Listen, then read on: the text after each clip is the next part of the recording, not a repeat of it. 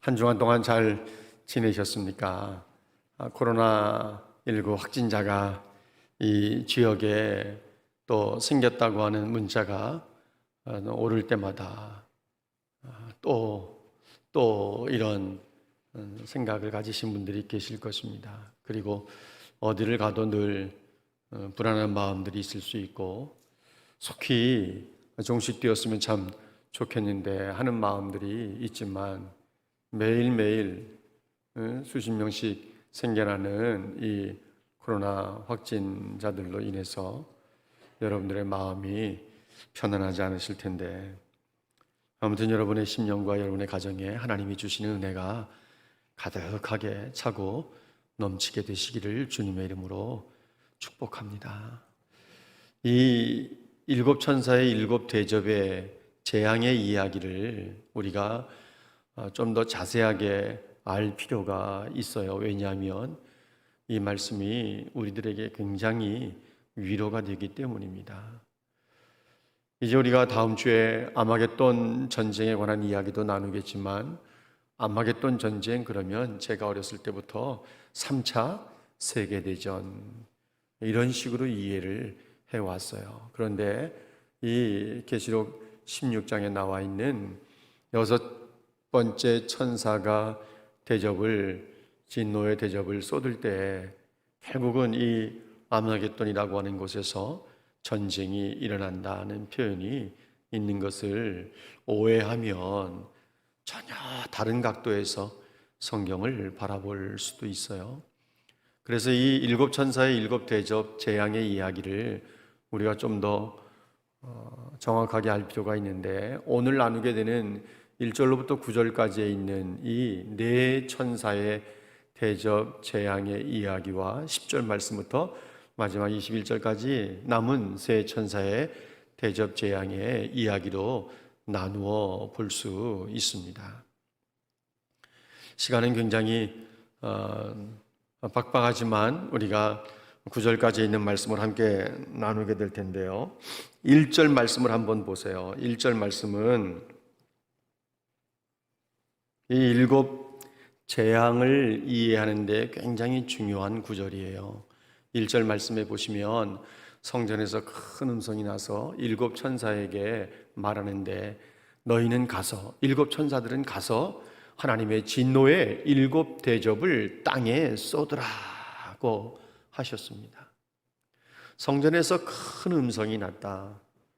성전에서 큰 음성이 났다. 하나님의 이 진노의 일곱 대접을 땅에 쏟으라고 하는 음성이 난 것이죠. 이것은 하나님께서 이 땅에 재앙을 쏟고자 하시는 의지가 굉장히 강력하다고 하는 것을 우리에게 보여주고 있습니다.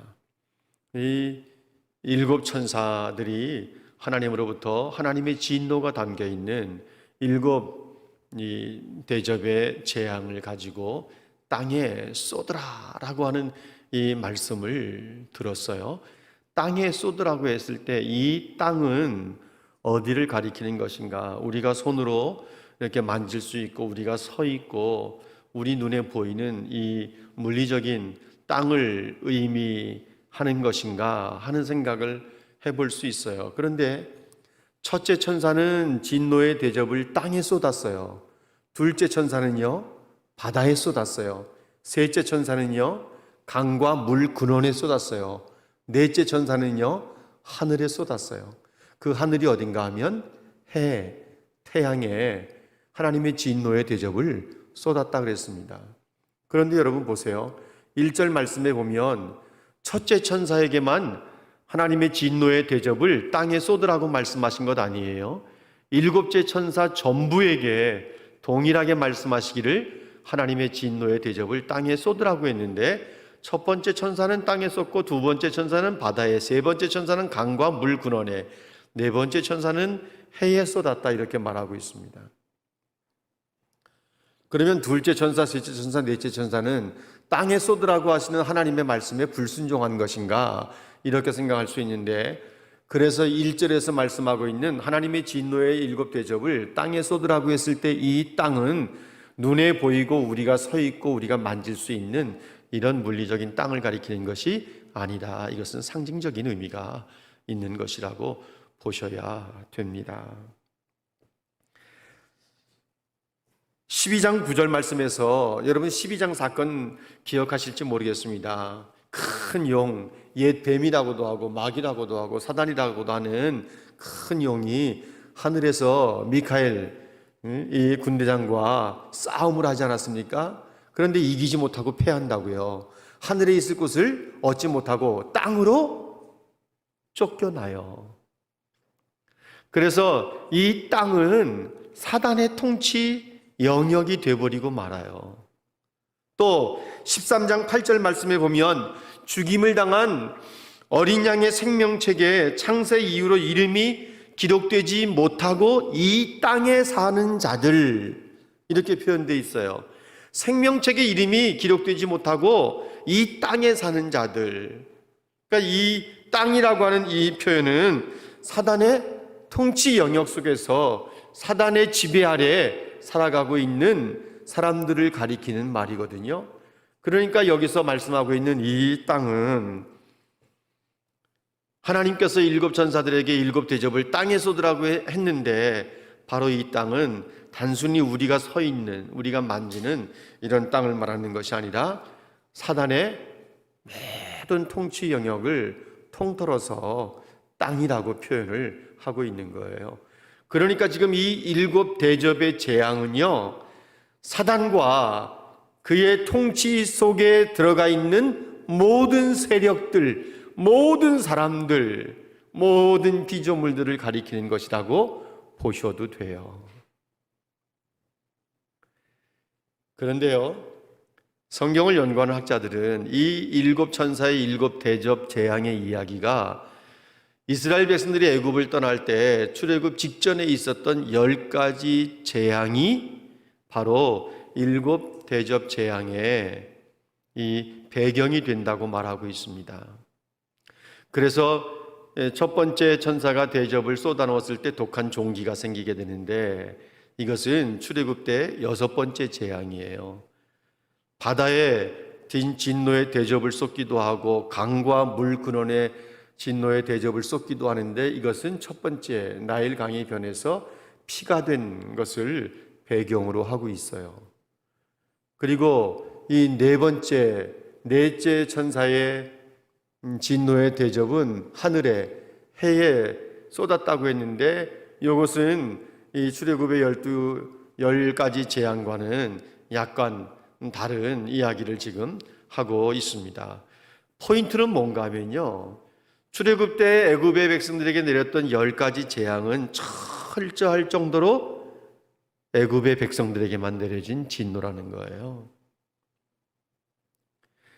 이스라엘 백성들, 하나님의 백성들에게는 하나님께서 구별해 놓으셨어요. 그래서 가축이 죽어가는 것도 애굽과 애굽의 백성들의 가축만 죽었지 이스라엘 백성들의 가축은 죽지 않아요. 독한 종기가 나는 것도 애굽의 백성들에게만 생기는 것이지 하나님의 백성인 이스라엘 백성들에게는 생기지 않아요.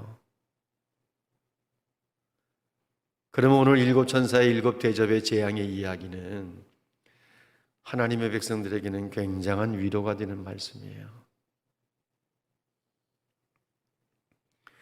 이스라엘 백성들은 하나님의 구원이에요.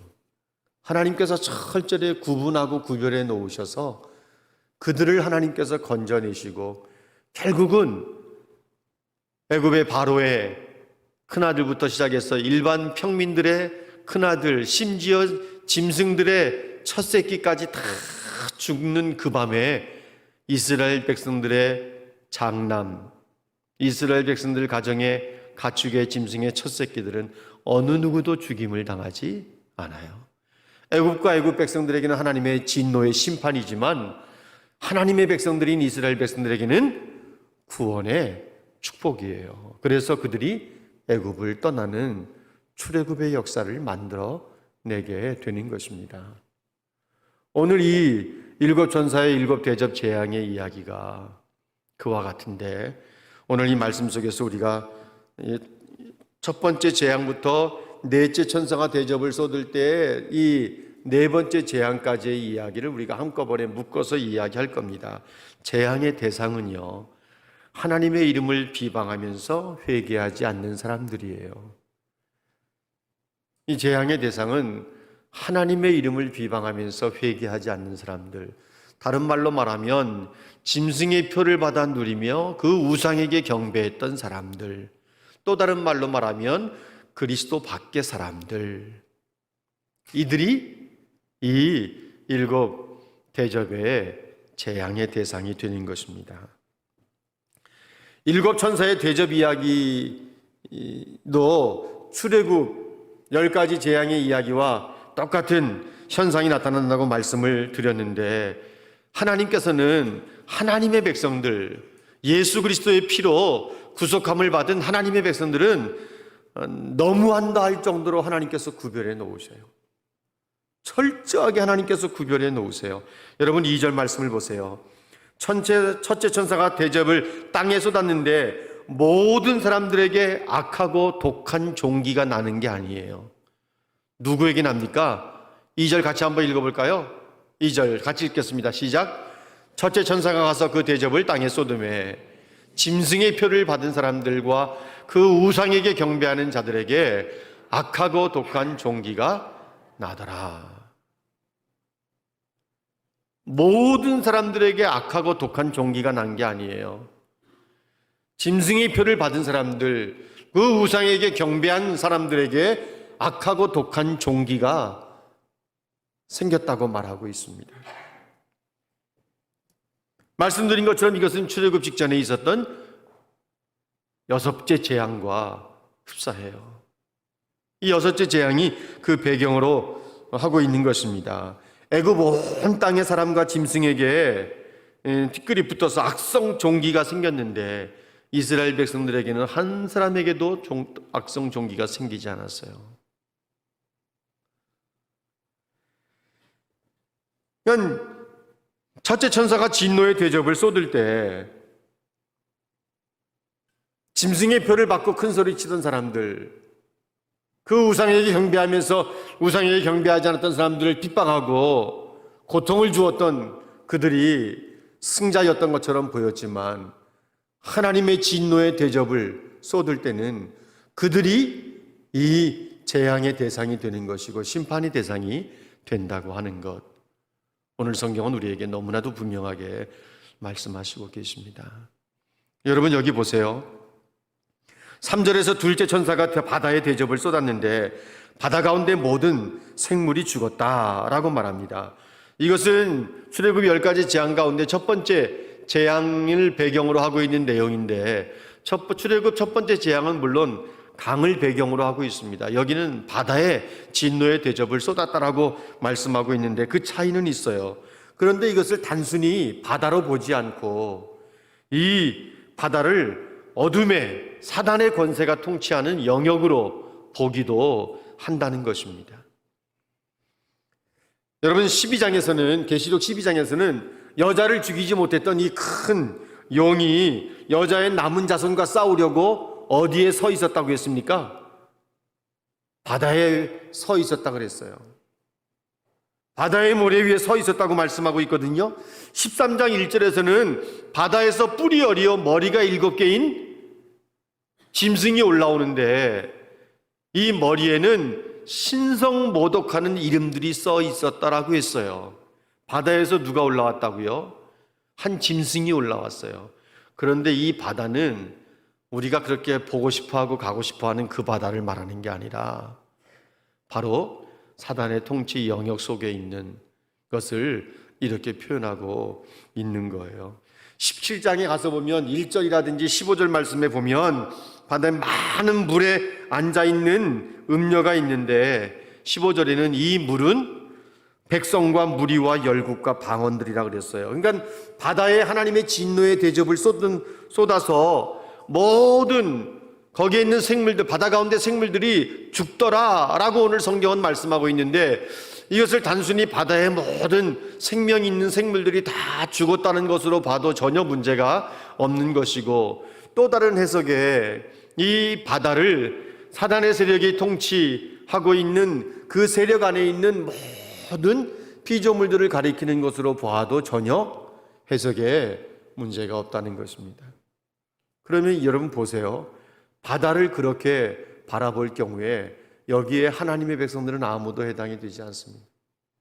큰 용이 바닷가에 서 있을 때 여자의 남은 자손과 싸우려고 바닷가에 서 있었던 것이거든요.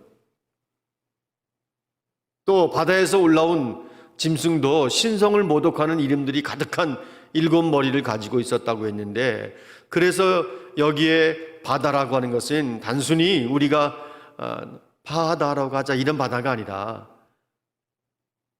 이 사단의 통치 영역 속에 있는 모든 악한 세력들을 가리키는 것으로 보는 거죠. 그들이 다 하나님의 진노의 대접으로 인해서 죽는다는 것입니다. 그런데 보세요.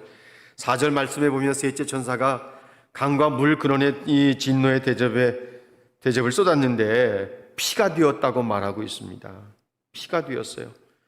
그런데 보세요. 오늘 여기 성경 말씀에 5절 말씀에 보면 내가 들으니 요한이 들었는데 물을 차지한 천사가 말하기를 뭐라고 말하는가 하면 전에도 계셨고 지금도 계신 거룩하신 이여 이렇게 심판하시니 의로우십니다. 그들이 성도들과 선지자들의 피를 흘렸으므로. 6절에 보면 그렇게 말하고 있어요. 6절. 여러분 6절 말씀을 보세요. 6절 말씀에 보면 그들이 성도들과 선지자들의 피를 흘렸으므로. 여러분 여기서 그들이 누굽니까? 4절 5절 아무리 봐도 그들이 누구를 가리키는 말인지 알기가 쉽지 않아요. 그들이 누구예요? 진노의 대접은 지금 어디에 쏟았어요? 강과 물 근원에 쏟았어요. 그런데 물을 차지한 천사가 하나님 앞에 참 잘하셨습니다. 하나님 의로우십니다.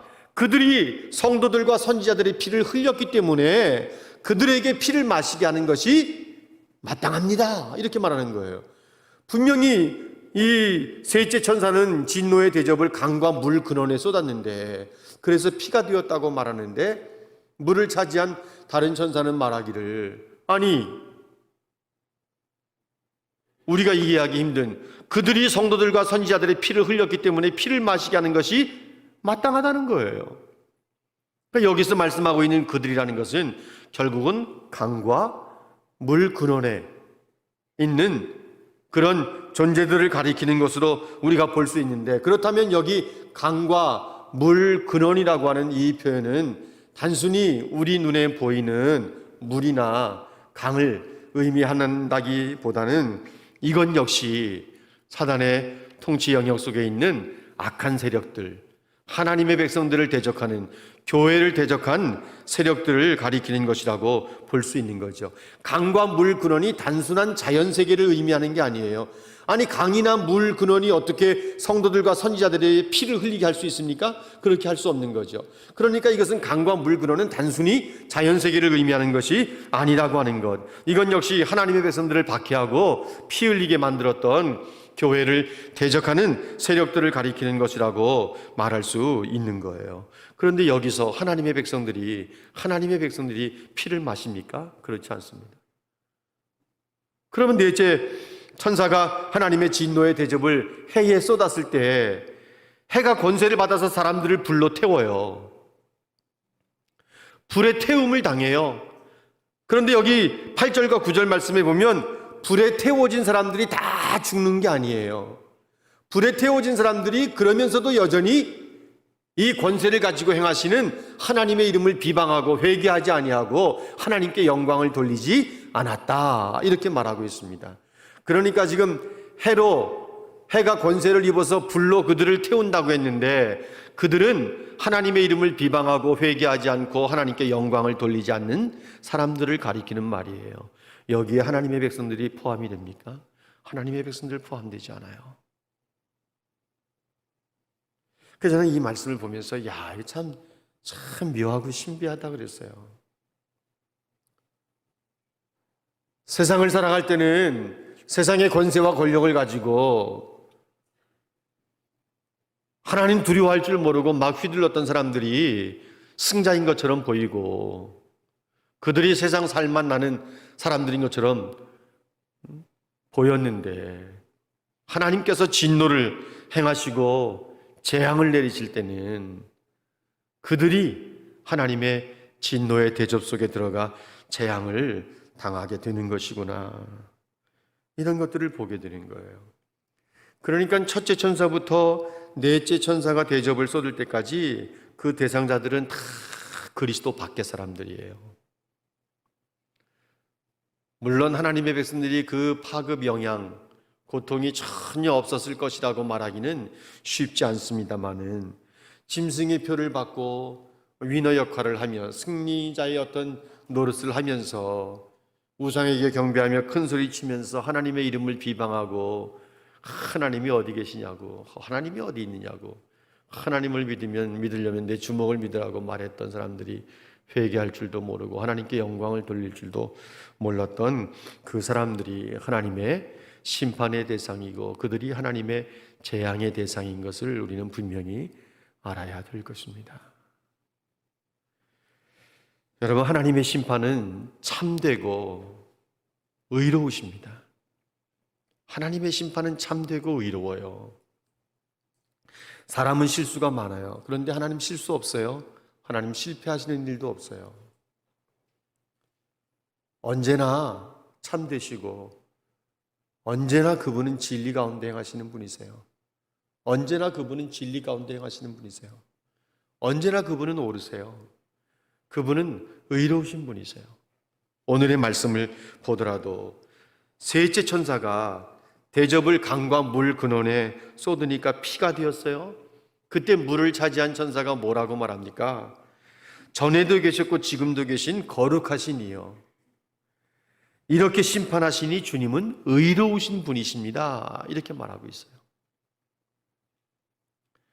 거룩하신 하나님께서 이렇게 심판하시니 주님은 참 의로우십니다. 이렇게 말하는 거예요.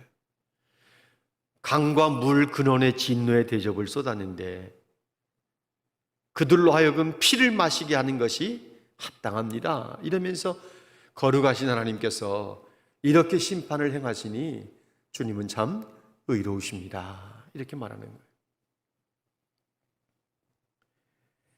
그때 요한에게 또 들리는 소리가 있었어요. 여러분 7절 말씀을 좀 보셔야 합니다. 제단에서 나오는 소리예요. 제단에서 나오는 소리. 같이 한번 읽어볼까요? 제단에서 나오는 소리 7절 말씀 다 같이 읽겠습니다. 시작. 또 내가 들으니 제단이 말하기를 그러하다. 주 하나님 곧 전능하신 이시여 심판하시는 것이 참되시고 의로우시도다 하더라. 여러분 보세요. 제단이 말할 수 있어요, 없어요? 제단은 말 못해요. 그런데 제단이 말한다고 말하고 있어요. 제단을 의인화시킨 거죠. 제단이 말한다고 말하고 있어요. 제단이 뭐라고 말하는가 하면 이 물을 차지한 천사가 거룩하신 이여 하나님께서 저들로 하여금 피를 마시게 하시는 것이 마땅합니다. 하나님은 이렇게 심판하시니 참 의로우십니다. 이러니까 제단에서 맞장구 치는 이들이 있었어요. 그러합니다. 이러면서 전능하신 이시여 심판하시는 것이 참되시고 의롭습니다. 이렇게 반응을 하는 거예요. 제단에서요. 여러분, 우리가 일곱인 이야기를 할 때 다섯째 천사가 인을 이제 펼칠 때 있었던 하나의 현상이 있었습니다. 6장 9절과 10절 말씀에 보면요, 일곱 인을 떼실 때, 특히 다섯째 인을 뗄 때 요한에게 보이는 게 있었어요. 이 6장 9절과 10절 말씀을 한번 화면에 띄워주세요. 하나님의 말씀과 그들이 가진 증거로 말미암아 죽임을 당한 9절 말씀, 죽임을 당한 영혼들이 제단 아래에서 뭐라고 말하는가 하면 이제 10절 말씀을 말해요. 10절 띄워주세요. 그냥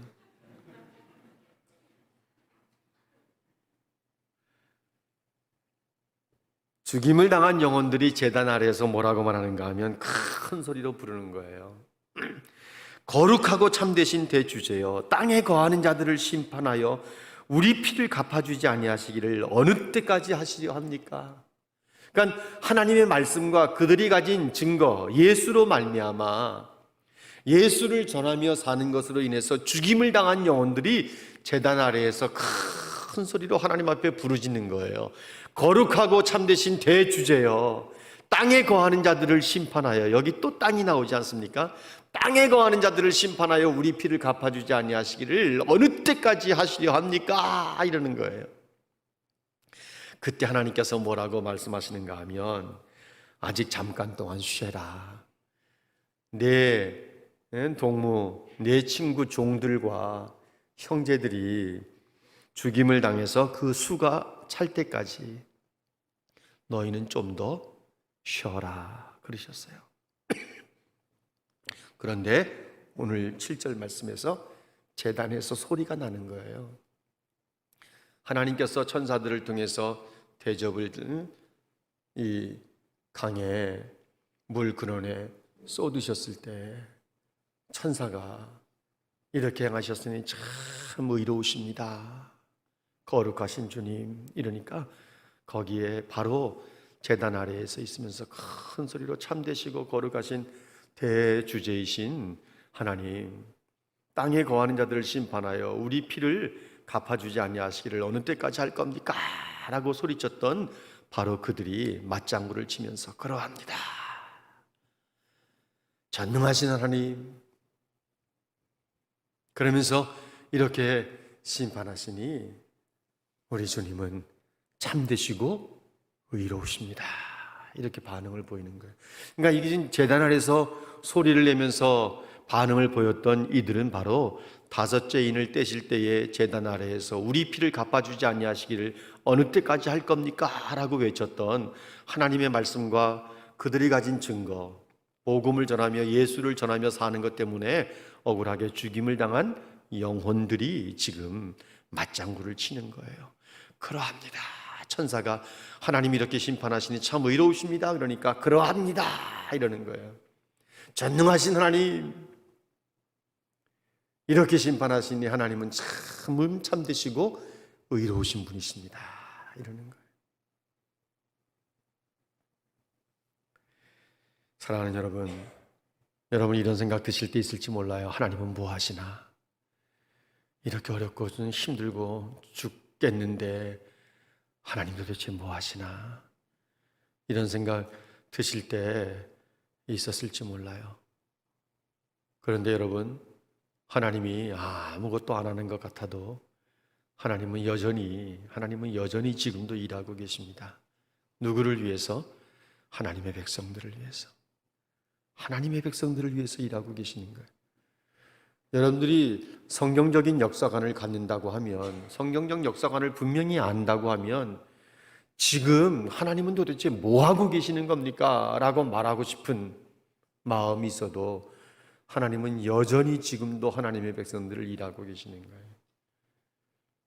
요셉이 보디발의 집에 팔려가고 누명을 쓰고 감옥에 들어가고 술 맡은 관원장이 요셉을 기억하지 못하고 잊어버리고 이러면서 13년 동안 밑바닥의 삶을 살 때 어떤 사람들은 이 요셉의 이야기 37장부터 창세기 37장부터 되어지는 요셉의 이야기를 읽으면서 도대체 하나님은 뭐하고 계시는 겁니까? 라고 말할지 몰라요. 그런데 때가 되니까 하나님께서 요셉을 총리의 자리에 탁 올려놓으시잖아요. 사울이 그렇게 자기 사위 다윗을 죽이려고 10년의 세월을 쫓아다니면서 다윗이 도망자의 삶을 살 때 하나님은 도대체 억울한 다윗을 왜 보호하지 않으시나, 왜 왕의 자리에 올리지 않으시나, 이런 생각을 하셨을지 모르지만 때가 되니까 다윗이 손대지 않아도 길보아산 전투에서 사울은 죽임을 당하고 다윗이 왕의 자리에 오르지 않습니까? 그러나 여러분 보세요. 압살롬이라든지 아도니아라든지 하나님이 허락하지 않았는데 자신들의 힘으로 왕의 자리를 차지하려고 했던 사람들은 모두가 다 비참하게 죽고 맙니다. 의심하지 마세요. 지금 하나님께서 아무것도 도와주지 않으시는 것 같은 생각이 든다 하더라도 의심하지 마시고 당황하지도 마시고 방황하지도 마세요. 하나님은 여전히 참되신 분이시고 하나님은 여전히 의로우신 분이신 줄로 믿습니다. 오늘 말씀 속에서 우리가 한 가지를 더 나눌 텐데, 하나님의 백성들은 철저하게 보호하신다는 것. 이미 앞에서 우리가 다 이야기했던 내용들입니다. 첫째 천사가 대접을 땅에 쏟았을 때 악하고 독한 종기가 짐승의 표를 받고 그 우상에게 경배했던 사람들에게만 생겼지, 하나님의 백성들은 보호를 받았어요. 둘째 천사가 바다에 하나님의 진노의 대접을 쏟을 때 바다 가운데 있는 모든 생물이 죽더라 라고 말씀하고 있는데, 이것이 자연적인 자연세계를 가리키는 것이라고 봐도 무방하고, 영적인 의미를 가지고 이 바다를 사단의 통치 영역에 그 세력 속에 있는 사람들이라고 봐도 무방하다고 할 때, 그 가운데 있는 사람들이 죽임을 당했지 하나님의 백성들은 죽임을 당하지 않습니다. 셋째 천사가 강과 물 근원에 진노의 대접을 쏟을 때, 그들이 성도들과 선지자들의 피를 흘렸기 때문에 그들로 하여금 피를 마시게 하시는 것이 합당합니다 라고 천사가 이야기할 때, 제단 아래에 있었던 죽임을 당한 순교자들의 영혼이 그러합니다. 전능하신 하나님, 하나님은 참 되시고 이로우신 분이십니다라고 맞장을 칠 때, 여러분, 그 진노 속에 성도들과 선지자들의 피를 흘린 자들이 죽임을 당하고 그들이 피를 마시게 될 때, 그 속에 하나님의 백성들이 있습니까? 없어요. 하나님은 철저할 정도로 자기 백성들을 보호하시는데, 넷째 천사가 그 진노의 대접을 해에 쏟아서 해가 불로 태워 사람들을 태울 때, 이것은 사람들을 불로 태워서 죽인다 이런 것보다도 굉장히 고통스럽게 하는 것을 말하는 거죠. 우리가 아는 것처럼 지구와 태양의 거리가 조금만 가까워도 이 지구상에 있는 모든 동식물들이 숨이나 제대로 쉴 수 있겠습니까? 그것이 불로 태워버리는 것이라고 생각해도 잘못된 것이 아닐 거예요. 그 고통은 이루 말할 수 없을 것입니다. 그런데 그 고통을 당하는 사람들이 전부 하나님의 이름을 비방하고 회개하지 아니하고 하나님께 영광을 돌리지 않았다고 분명히 말하고 있어요. 그들 속에도 하나님의 백성들은 없어요. 여러분, 요한계시록 7장 15절 16절 말씀을 한번 보세요. 하나님께서 얼마나 하나님의 백성들을 보호하시는지, 그러므로 그들이 하나님의 보좌 앞에 있고 또 그의 성전에서 밤낮 하나님을 섬김에 보좌에 앉으신 이가 그들 위에 장막을 치셔요. 보좌에 앉으신 하나님께서요, 성도들 위에 장막을 치시는 거예요. 텐트를 쳐주시는 거예요. 그래서 10절 말씀에 16절에 그들이 다시는 줄이지도 아니하고 목마르지도 아니하고, 이 말씀이 해당되는 것입니다. 해나 아무 뜨거운 기운에 상하지도 아니하리니. 하나님께서 장막을 쳐주시니 해나 아무 뜨거운 기운에도 상하지 않는 거예요. 하나님의 보호하심이 있는 거예요. 이스라엘 백성들 광야 생활할 때 하나님께서 낮에는 구름 기둥으로 보호하셨던 것 아시지 않습니까? 사막의 그 광야의 낮과 밤의 기온차는 말로 다 표현하기가 힘들어요. 그런데 하나님께서는 그 낮에 태양으로부터 가리우도록 구름 기둥을 만드셔서 이스라엘 백성들이 진행하는데 무리가 없도록 도와주셨던 거예요. 오늘 여기 넷째 천사가 진노의 대접을 해에 쏟아서 해가 사람들을 불러 태울 때에, 하나님의 백성들은 하나님께서 하나님의 텐트를 치시고 하나님의 백성들에게 해나 아무 뜨거운 기운도 해하지 못하도록 막아 주시는 것입니다. 이 세상을 살아가는 동안에 우리의 힘은 오직 하나님 한 분이신 줄로 믿습니다. 세상을 살아가는 삶의 방식은 다 다르지만 때가 되면 하나님은 반드시 이 짐승에 경배하며 사단의 세력 속에 있던 사람들에게 책임을 물을 것입니다. 하나님의 천사들을 통해서 당신의 진노가 담겨있는 대접들을 이 땅에 쏟게 하시는 것은 하나님을 대적하는 세력들, 교회 공동체를 박해했던 세력들에 대한 보응이라고 보시면 돼요. 이 첫째 천사부터 넷째 천사까지의 하나님의 진노의 대접을 받을 수밖에 없었던 것은 그들 모두가 교회 공동체를 박해했기 때문에 그것에 대한 하나님의 보응이에요. 그들이 힘을 휘두를 때는 자신들이 승리자라고 생각했을지 모르지만 또 자기들의 세상이라고 생각했겠지만 때가 되니까 그들은 피할 수도 없게 되고 하나님의 진노의 대접 속에 들어갈 수밖에 없었다고 하는 사실을 우리가 분명히 알아야 될 것입니다. 하나님의 공의, 하나님이 얼마나 참되신 분인지, 하나님께서 얼마나 진리 가운데로 걸어가시는 분이신지, 그분은 결코 만홀히 여김을 받는 분이 아니라고 하는 사실을 우리는 분명히 아셔야만 합니다. 사랑하는 여러분, 어떤 고난 속에서도 굳게 서시기를 바랍니다.